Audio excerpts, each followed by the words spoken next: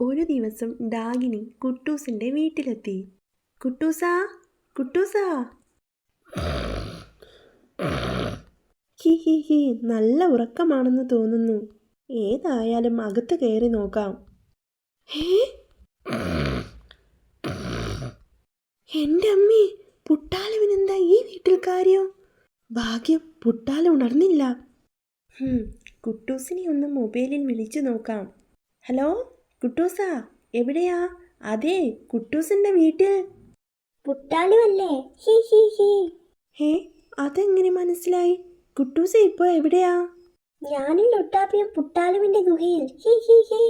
ഹേ, ഷോ, നിങ്ങൾ അവിടെ, പുട്ടാലു ഇവിടെ. ഒന്ന് തെളിച്ചു പറ കുട്ടൂസ. അല്ലെന്നേ, ഇതൊരു മൊബൈൽ ആപ്പിന്റെ കളിയാ.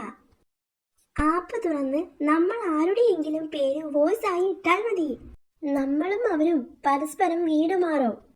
തിരിച്ചു വരാൻ നമ്മുടെ സ്വന്തം പേര് തന്നെ വോയിസ് മെസ്സേജ് ആയി ഇടണം. പുട്ടാല വീട്ടിൽ ഉറക്കമാണെന്ന് ഉറപ്പ് വരുത്തിയിട്ടാ ഞാൻ ഇവിടെ വന്നത്.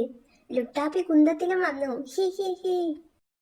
പക്ഷേ വന്നത് വേസ്റ്റ് ആയി. ഇവിടെ കാര്യമായി ഒന്നുമില്ല. ഞങ്ങൾ അങ്ങോട്ട് വരികയാ. കുട്ടൂസൻ സ്വന്തം പേര് വോയിസ് മെസ്സേജായി ഇട്ടു. കുട്ടൂസൻ. ദേ എത്തി. പുട്ടാലു സ്വന്തം വീട്ടിലും എത്തിക്കാണും. ഹി ഹി ഹി. ലുട്ടാപ്പി പിന്നാലെ വരും കുന്തത്തിൽ. ഈ പരിപാടി സൂപ്പറാ കേട്ടോ. ഞാനാ രാജുവിന്റെ രാധേന്റെ വീട്ടിലൊന്ന് പോയി വരാം. അന്നേരം അവർ ഇവിടെ എത്തും. പിടിച്ചു കെട്ടിയിടണം. മായാവി ഇതെല്ലാം കേൾക്കുന്നുണ്ടായിരുന്നു. പ്രശ്നമാണല്ലോ. ഹാ, ഒരു സൂത്രമുണ്ട്. വോയിസ് ഇട് കുട്ടൂസ. രാജു, രാധ. ആപ്പ് തുറക്കട്ടെ. ഹാ, തുറന്നു. ഓം ഹ്രീം ക്രോം ക്രോം പറ പറ തവളെ. തവള. കുട്ടൂസൻ തവള എന്ന് പറഞ്ഞതോടെ അയ്യോ, കിണറ്റിൽ വീണേ. തവള കുട്ടൂസിന്റെ വീട്ടിലും. സ്വന്തം പേര് പറഞ്ഞ് തിരിച്ചു വാ കുട്ടൂസ.